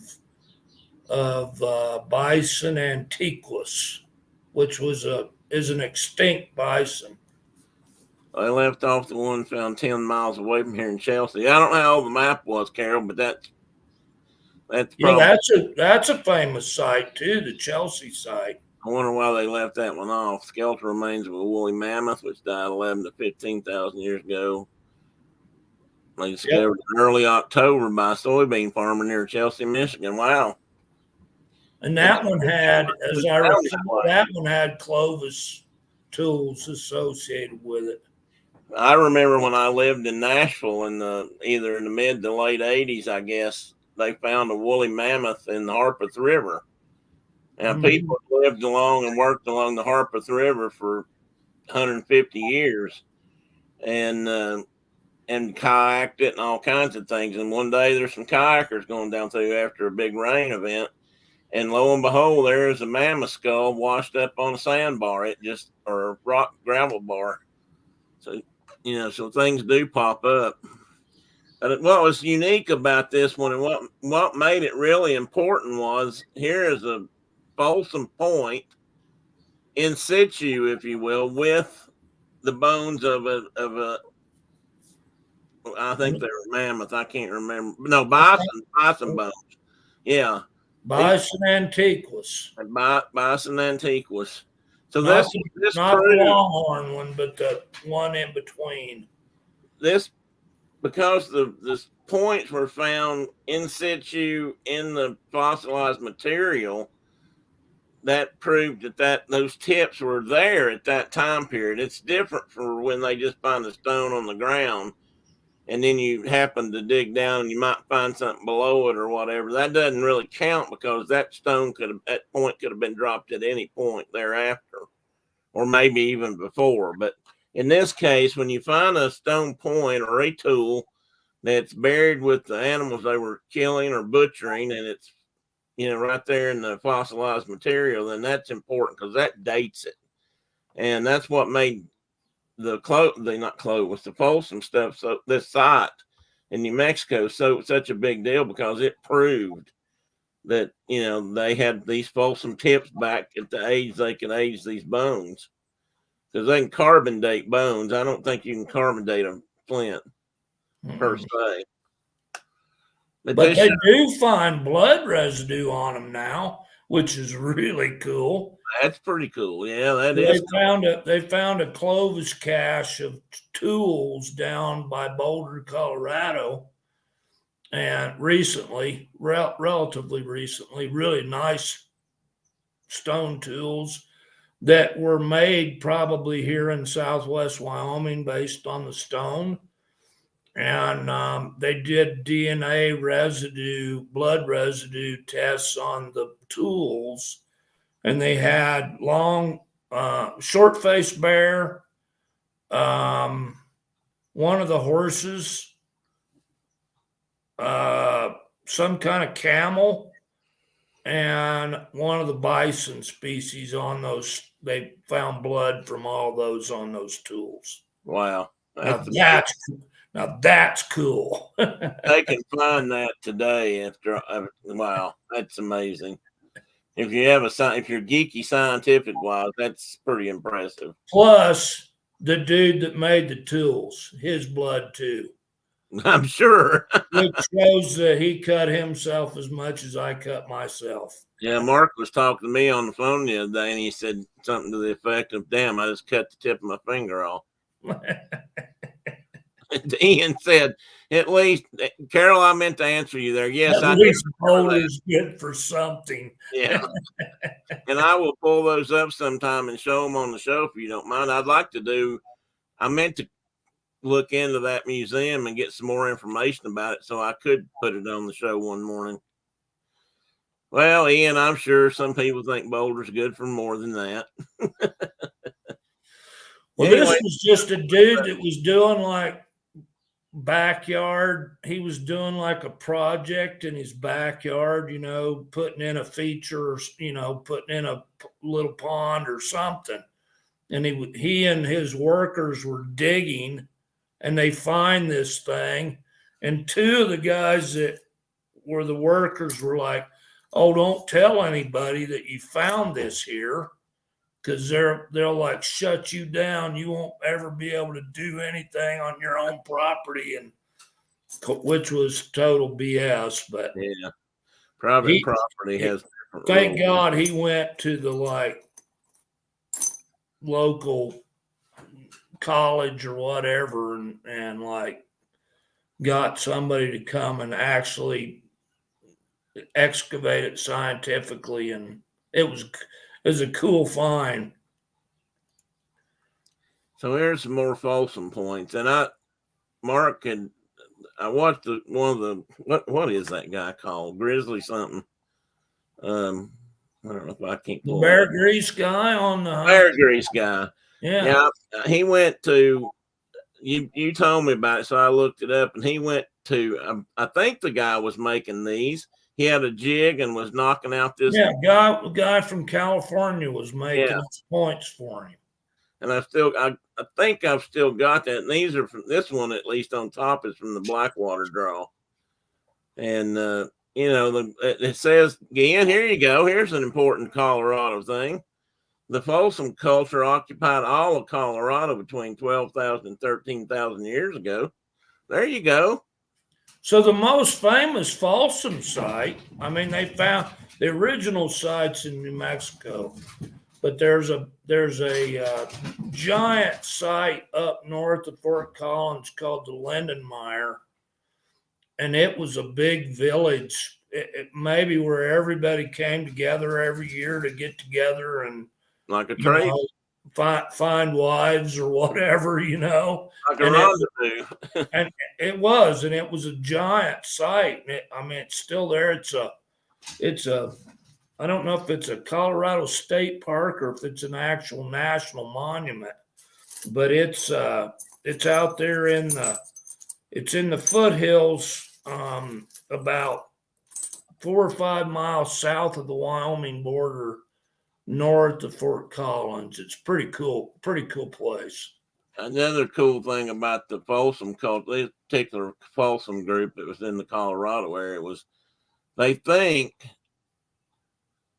they were some of the first that actually inhabited the unglaciated areas of the Rockies. So as the ice melted away and the snow went away and the glaciers started to recede and the ice age was starting to melt off, those folks were there maybe first, or I mean, there'd probably been people there before when it was still frozen. But there's another big site at Kremlin up in the high country, high mountains, and they do think they were the first folks to live up in that kind of habitat. Those are cool. I mean, those are cool points, and these were some of the harder ones to make, and that's why this is where I was talking about. There's discussion about why in the world they stuck with this when they were compared to other types of points. These were much harder to make and do it correctly, and have them come out right. So there must have been a reason they did it. I mean, they only use certain stone. That's the key to making them. Ah, okay.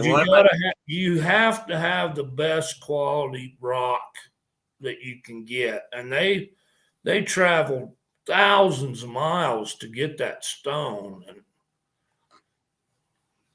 well, that kind of makes sense. It's almost, I know it's not the same thing, but it's almost like these certain stones or certain types have a grain that work like wood better than others.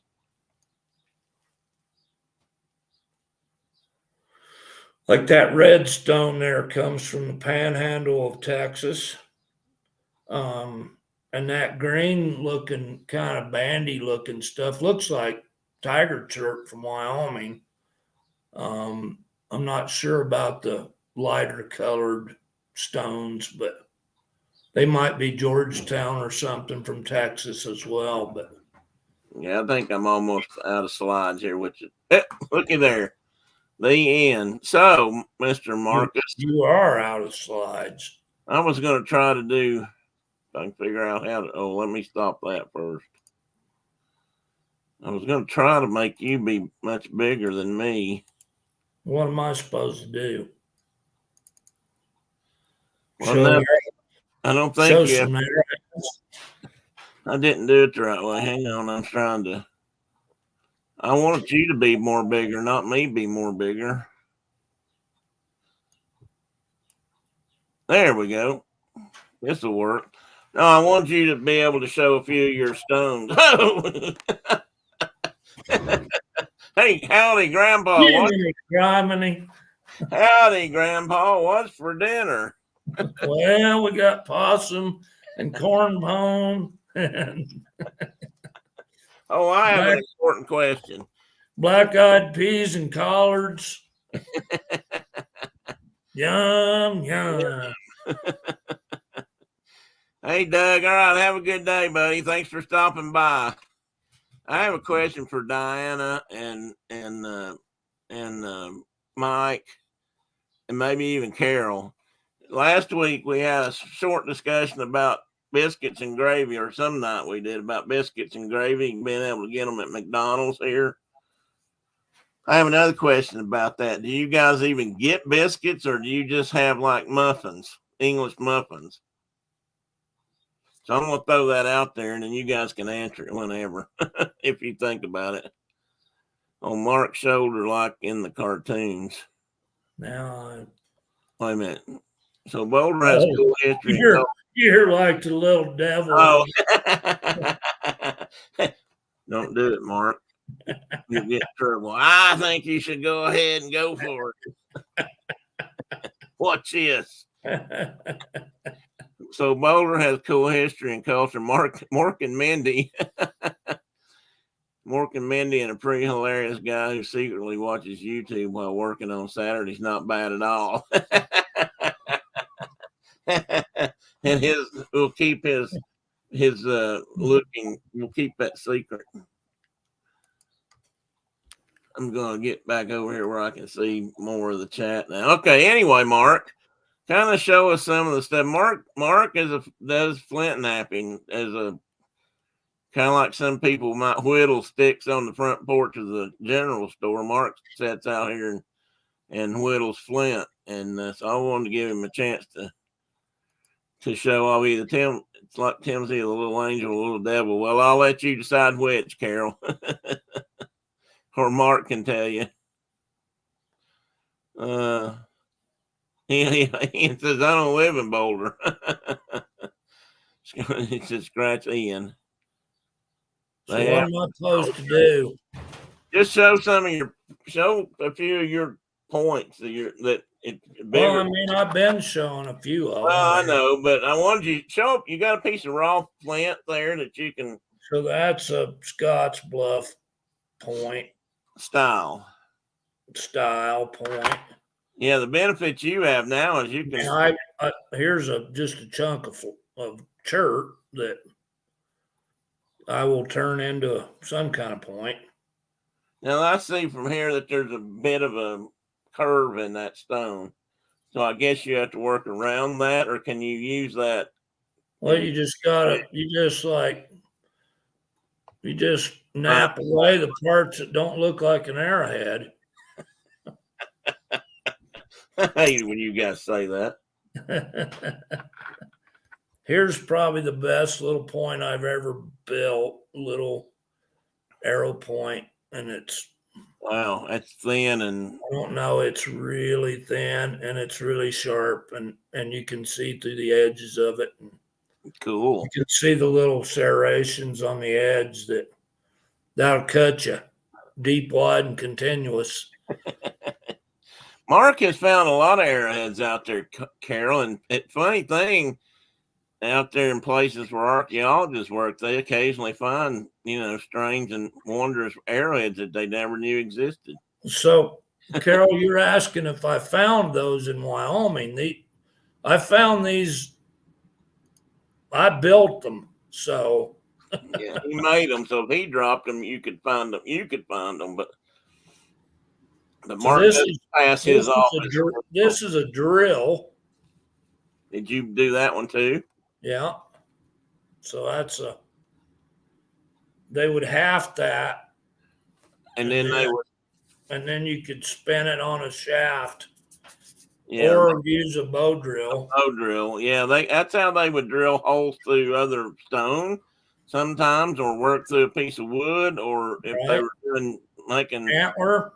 Yeah, antler for hang around their neck. I mean, anything like that, they had to drill a hole in. They used something similar to that. I've seen some that were longer and really narrow on the tip. This is there you can see the light to it there, kind of. Yeah, that one I can see. This is a little arrow point that my wife's grandfather found hundreds of these in Nebraska. They used them to kill buffalo, bison, and they were about this size, and they came from bison kill sites. This particular one is made out of a moss agate, which we have this little agate out here in the desert that you'll find it's got some fossilized like algae or something in it. They call it moss agate. Huh. But yeah, most of the hunting arrowheads are like this size. Yeah. Because or much anything bigger than that really won't fly well on the end of a shaft. correct, or like this little guy here. When you get into bigger points like that one, these were Atlatl Dart points, or that Scottsbluff point. Sorry about the light. That's all right. Do you have a big piece of raw flint or chert that you can show what you start with? Maybe. Hold on. I want you guys, if you're interested, see just kind of how this all comes about.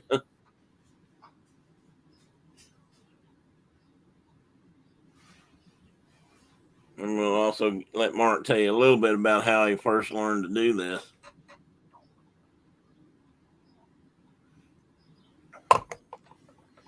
When he says, you just got to knock off all the chips that don't look like an arrowhead, he used to tell me that when I'd say, dang, I wish I knew how you did that when he'd carve a bird out of a piece of wood or something. He'd say, well, you just cut away everything that don't look like a bird. Always made me want to strangle him a little bit. There's a bigger piece. There you go. So I might start out with a big chunk like that. And you'd hold it in your hand and look for And then you're looking for, they call it platforms. It's just kind of an angled spot that you can hit. And you're taking a flake off the bottom side when you do that. Oh, yeah, I forgot about that part. Hammerstones are a key tool for at least traditional knapping. And you can hit that platform and you knock a big flake off. So that'll make an arrow point, that little flake that I just knocked off of the bottom of this. I hit that platform right there, and it knocked that off the bottom side. And I just supported it with my hand and caught that.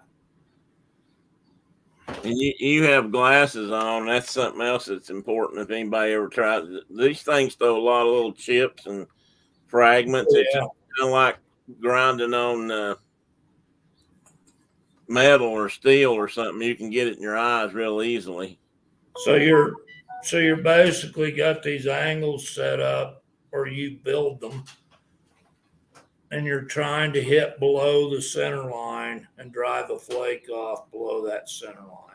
Yes, Carol, that's the Atlatls were used to throw or sling darts, basically, which are just smaller versions of a spear, but they had, I don't know, I think they always had feathers, or most of them had feathers, which helped them, be more directional stable. There it is. There. Hold it right. Move to your right. There.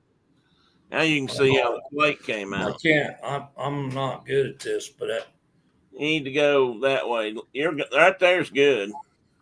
Whether it looks good to you or not. So that'll make an arrow point. Yeah. And it came from that spot right there. Remove that piece. See, that's what I didn't know until you taught me that. I didn't realize that the flakes are coming off the bottom. They're not knocking them off the top.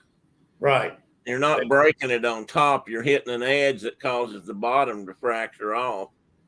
And that's what I mean by it. Almost like it has grain. The flakes come off some better than others. So, Mark, tell them a little bit about how you got started doing flint knapping. Where you say? Well, I mean, I grew up. My people were arrowhead hunters when I was a little boy. I've been doing that since I was probably 3 or 4 years old. When Dad finally got home from Vietnam, we started, we moved back east and we started going with my uncle and whatnot and chasing points out in cornfields and tobacco patches or wherever. And then we were going to, starting in the early 70s, we were going to the National Muzzleloading shoots in Friendship, Indiana. And there was a dude there named E.C. Waldorf that made arrowheads. And I would sit and watch him I was just a little boy, and I'd sit there and watch him till he'd have to shoo me away. For all day, I'd sit there and watch him all day making arrowheads. And did he ever let you start doing them there with him? And he gave me a copy of his book. And I just never, it took me forever to figure out what he was talking about. And now I look at it and I'm like, well, yeah, that was simple. Duh. But I couldn't get it. It wasn't clicking with me. And I finally decided, I don't know, it's been 15, 20 years ago now. I was like, oh, by God, I'm going to make arrowheads. And I beat on rocks until I figured it out. So Carol said this is like going to Greenfield Village. Are you familiar with Greenfield Village, Mark? It's a site in Detroit area that Henry Ford originally set up where I don't know it. They recreated well, it's not just a single village in a point in time because they've got different things from different areas, but they put in, like the Wright Brothers bicycle shop might be set there. I don't know what, I can't remember what I was there, but she said it's, it's like blacksmiths demonstrate their craft at Greenfield Village. She said first time she'd ever seen flint knapping. Yeah, you don't see a lot of flint knappers at places like that. That's something they ought to have at Dollywood or somewhere. Because there's a lot of Cherokee, there's folks in the Cherokee Nation here, the eastern band of the Cherokee that nap. There's a guy, I can't remember his name. Mark probably does. Yeah, the bike shop is there. I thought it was. I wasn't positive. And the guy you're talking about, Tim, he's one of the Oklahoma guys. Oh, is he? Okay. He lives in Tahlequah. I'm Well, trying to think of his name. I almost had it. Made my glasses worse. I got to spray some cleaner on them while you're thinking. They've got a kind of traditional village site that they run there outside of Tahlequah, in northeast Oklahoma, and he does brain tanning and moccasin making. I mean, I'm sure we would get along famously. He does all the cool stuff I like to do. And I think he makes blowguns too. That's something. Makes blowguns. He makes bows. He's a master flint napper. He makes beautiful points. That's something else people don't know. But a lot of several tribes, at least southeastern, at least, might use cane and stuff like that to make blowguns. They actually use blowguns here in North America. I always grew up squirrel hunting and all kind of stuff. For squirrels and such. What is that guy's name? I can see his face, but I can't remember his name.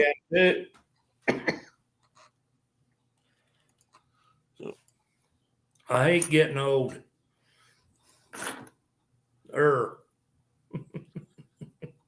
But anyway, guys, that's a story about flint napping and arrowheads and probably there's a world of information out there about it that's far above us, but at least. Well, like I said, if you ever want to see, like, you can go watch Ryan Gill on Hunt Primitive, actually making and hunting with this stuff, atlatls and bows, or you can go watch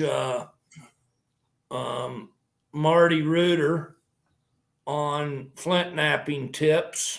He's a master. Like I said, I think he was probably born about 20,000 years ago, and he's still at this. And then, At his master's knee. yeah, he's some of his videos are kind of hard to follow, because he gets his camera angles and things messed up sometimes. But he is a handy dude when it comes to napping stone.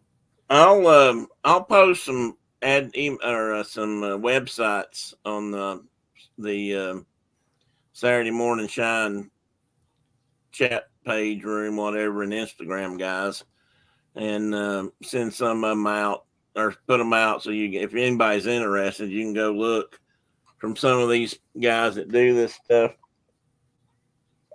Primitive hunting and primitive archery and that sort of thing has come back over the years. I mean, it was something that came along. Well, it was always been there, obviously, but when Mark and I grew up, that was kind of out there. It wasn't, people didn't really, they were shifting away from that kind of archery. And I grew up shooting not primitive arrows, but, recurve style bows and long bows and things like that. And then compounds came along, and I tried that once and just never really liked them. And, that technology really came along and bowled a lot of archery stuff over. And then there were people that said, no, we're not going to go that route. We're going to stay with the old stuff. So it's had a resurgence over the last 30 years from what it was many years ago. And my name on my bear name today is Fred himself. And that's for Fred Bear, the guy that kind of helped kickstart modern archery in many ways, or archery hunting. He helped establish, I believe it was the first bow hunting season in the United States after we kind of got, wildlife agencies and things like that sort of took over management. And that was in Michigan, if I'm not mistaken. So, So because that's where he was from for a long time. That's where the company was based out of, Grayling, Michigan. And then later they moved it down to near Ocala, Florida. And I actually got to go see that museum once. Oh my God, I thought I was in heaven. But it was cool. And so anyway, he's sort of an idol in many ways. He was just kind of a cool old guy. And he always hunted with what's known as traditional equipment, not necessarily primitive. Now, Mark makes bows. He makes handmade bows, what's known as a self bow. Makes it out of one big piece of wood. And he can make arrows, and he can make his own points. I mean, you could go pretty primitive, and strings. I mean, you can make the whole thing if you chose to or choose to. And one thing about hunting with stone points, though, is if you practice with them, and you got to practice with a bow and arrow to be any good at it, you break a lot of the points. Flint tips are fragile, and if they hit the ground, most of the time they break or chip.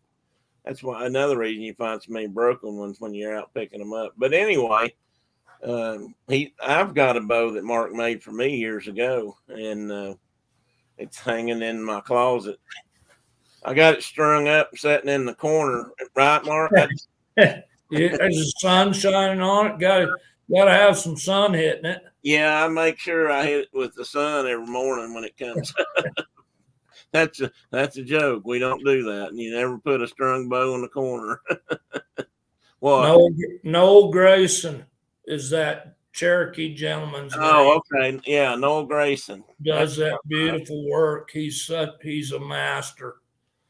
So I'll put some of those things in the chat this week, and maybe later today I'll try to get up and get up. I'm gonna go sit down for a while on something softer because my horse is aching. But when I get back over here to the computer, and I will eventually, then I'll try to put some of those things in there. And if anybody's interested, they can go look. And I gotta go buy feed. You gotta go what? Buy feed. Your feed? No, you gotta eat. I gotta go to town and buy feed. Oh, buy feed. Oh, okay. Well, good to know you can get out. That's a good thing. Is that a donut box behind you? Carol, it took you this long to see the donut box. I had it sitting here just so. I tried to position it so you could read it, but it's always backwards. And but yes, that is a donut box. I put it back there just to see if Mike or anybody would see it. It doesn't mean it's got any donuts in it, but it's a box. Oh my.